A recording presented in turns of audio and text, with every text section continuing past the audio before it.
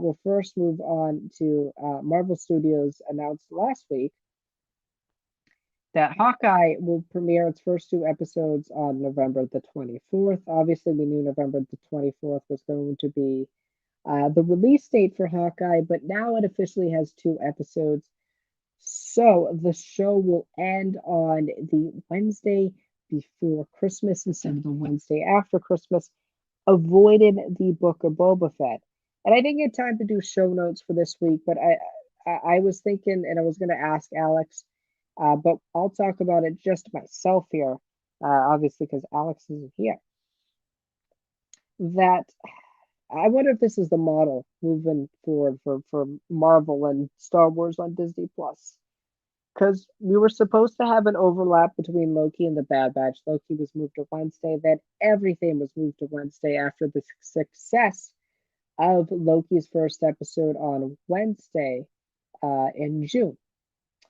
And Disney Plus obviously saw, or Disney saw numbers that suggested that we can release our stuff on Wednesdays. It will work.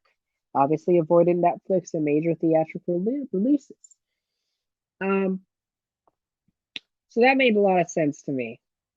Um, but we were going to have an overlap between Loki's, or not Loki, Hawkeye's finale and the Book of Boba Fett episode one.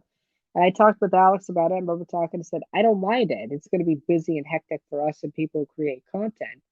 And it might be too much for the average person, but I was really enjoying it. I think that's cool. You know, we get the ending of one thing and the start of a new thing.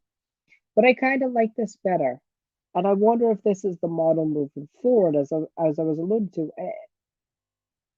And I think it depends. Um, it depends on a number of things, like when is the project ending? Like, for example, the Book of Boba Fett's going on. Miss Marvel is supposed to premiere during the Book of Boba Fett's fifth week. The Book of Boba Fett Agent's going to release three episodes to end the season.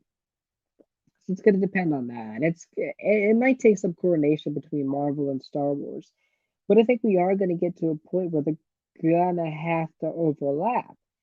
I'm not sure how that's going to work. Star Wars and Lucasfilm and Marvel are going to have that discussion with Disney, but I think they're going to want to release everything on Wednesdays.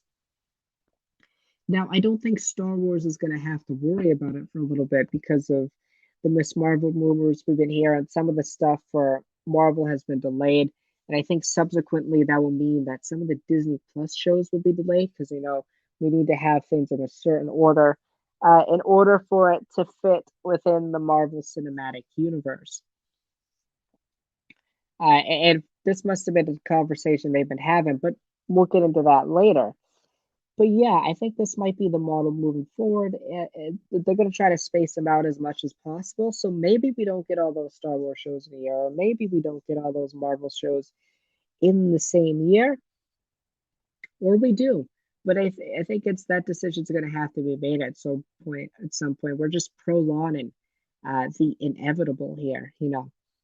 I like how we are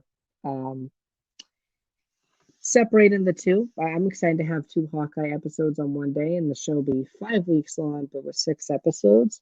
I shot my AirPod, but yeah, I think it's gonna work for now. But what happens when we got She-Hulk and Kenobi at the same time? Like Kenobi's on episode 2, but She-Hulk's got a premiere, so it's like you have to drop them on the same day, and you're gonna watch Kenobi over She-Hulk.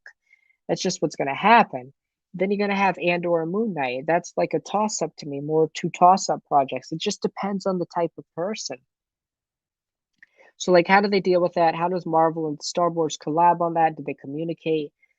Why did they not come up with this decision before? When do these it all depends. It's all circumstantial, I think. Uh, but this decision just like prolongs the inevitable. Like, what are they going to do? We haven't gotten anything. We might get something on Disney Plus Day, like with release dates. I think that's very possible for the Star Wars and Marvel side. So, specifically for 2022, that's what Disney Plus Day is going to be for.